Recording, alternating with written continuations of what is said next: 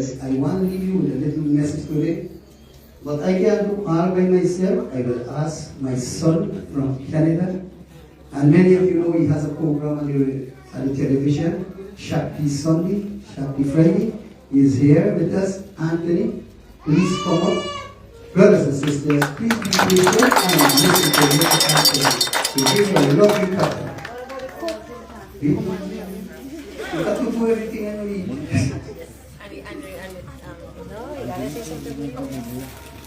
Om Shakti.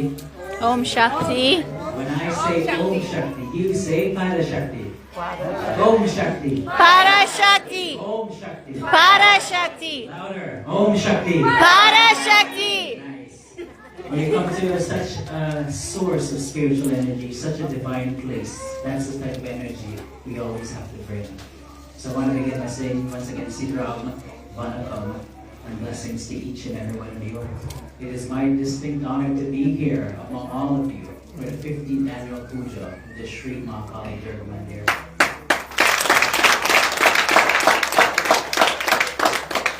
These past 3 days of worship and indeed all the preparations that came before have been indeed memorable, meaningful, and has all led us to today. And you know, as I reflect today on this 15th annual puja, I must also reflect today on the individual who is behind the show, the individual who is the source of the 𝐓𝐡𝐞 𝐏𝐚𝐿 Mandir, and that is 𝐓𝐡𝐞 𝐏𝐚𝐥𝐢.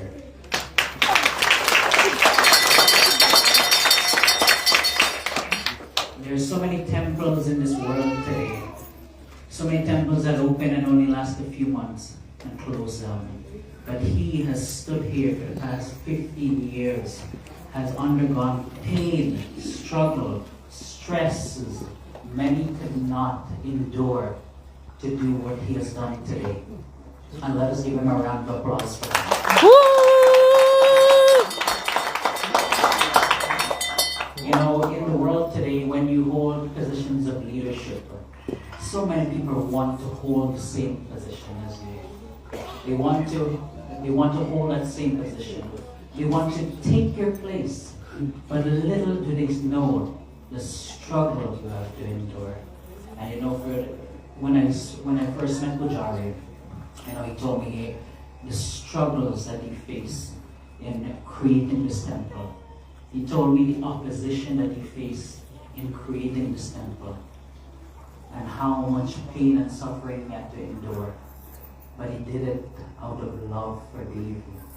And he did it by letting go of his own personal desires, of his own at a personal cost. And that brings me to my story for today. A story that speaks to the power of Mother Kali. Now, many people speak about Mother Kali. You know, we call Mother Kali in so many names. Sometimes we even speak to her, or speak in reference to her as the Big Mother. But there's one aspect of this Big Mother that many people are not always aware of. And that is Mother Kali when she assumes that black form. When the same mother that is shown in white here assumes that black form, we call it the Mahavidya form. And that is a fierce form. If that form were to come to you, the energy would be so grand that you would not be able to stand in front of it without feeling affected. And that form is a fierce form of Mother Kali. It's a form of Mother Kali that threatens disorder and stability. And this helps to bring me to my little story for today. You know, many times in our lives, we become so accustomed to the same regular routine. We become so accustomed. We become lazy sometimes. We become so accustomed to mediocrity. We're okay where we are in life. We think that we should just accept what we have in life, and that we don't desire. We shouldn't desire more. We shouldn't seek more than what we have. But I want to tell you today, each and every one of us, in our own special way, is capable of more. Each and every one of us, in our own special way, can be better, can attain more. People might tell you, you can't do it. Many people will question you, but you deserve more. Each and every one of us, we deserve more. And this brings me to a little story. You know, there was a devotee of Mother Kali, and she was given a piece of land. And in her heart, she wanted to take that piece of land and make a temple for this form of Mother Kali in the Mahavidya form, that black form. That was her desire. That's what she wanted to do. But she had no money. She had no family, no support system. So how could a simple woman with no money build a temple? For days and days, she would think and think. For days and days, she would stress herself. She would wonder, how will I build this temple for Mother Kali? How will I do it? In my heart, I know I'm able to do it. In my heart, this is what I desire. I feel as though this is right. But how will I build this temple? For days and days, she is sitting down, stressed. For days and days, she is wondering, just like many of us in these moments. All of us have desires. All of us have dreams.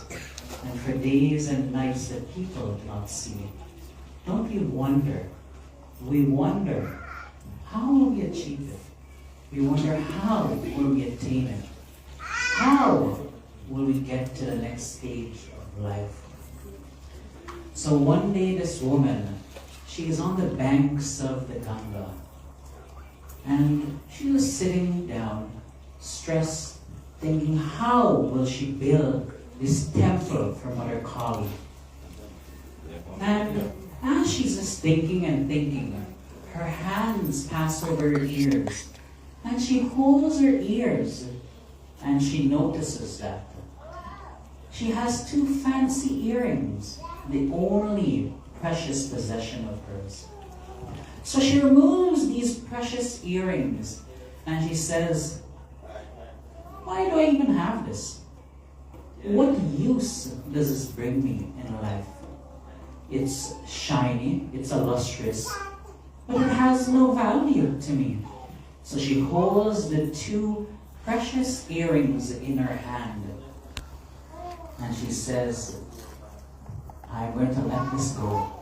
But I turn to the Divine Mother, that is Kali, and as I place these two earrings in the Ganga, let it go to Kali and let me be released from it.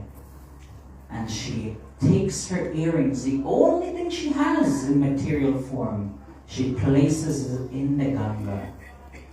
But something happens in this story. Something remarkable happens. When she goes home, there are two students with bags of money in their hand. And they want this woman to teach them about Mother Kali. And they come from such a rich family. They have a huge bag of money, and they give it to this woman. They say, build a temple. Teach all of us about the power, the beauty of Mother Kali. So what is the lesson of this story? What does this story reveal to us? A secret about the Divine Mother. It reveals to us that the path of reaching this Divine Mother is the path of letting go.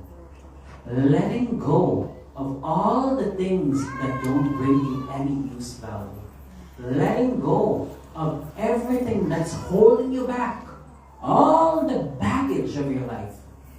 The path to reach the blessings of the Divine Mother. For the blessings of the Divine Mother to descend and reach you. You need to let go of what's holding you back. You need to let go. You need to let her come in. Just like this woman, when she let go, Ma came into her life.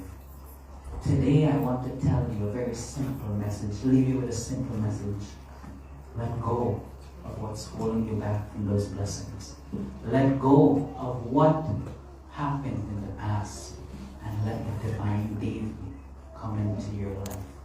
You know, In the same way that a high voltage, you wouldn't put it in a current that couldn't hold it. In the same way, we have to make ourselves able, capable to take those blessings, to receive those blessings, to be in that receptive state so that Ma can lead us to where we need to be.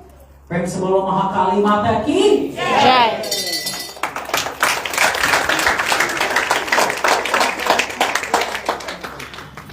Brothers and sisters, what a little story. You know, last week I gave the audience here a little kata about your hand in the jar. And this story here is similar. Your hand in the jar. You have to release your hand. Because you put your hand in the jar, you will never get what is in there. Every time you hold, when you pull your hand get big, you can't get out of the jar.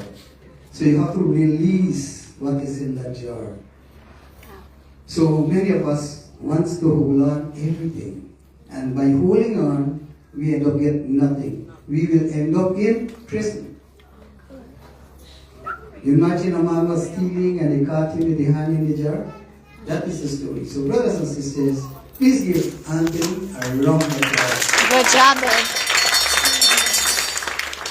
You know, he is here for our, yes, now every time he's here, every time we do this service, our puja is here. My birthday was a couple months ago, April. He was here.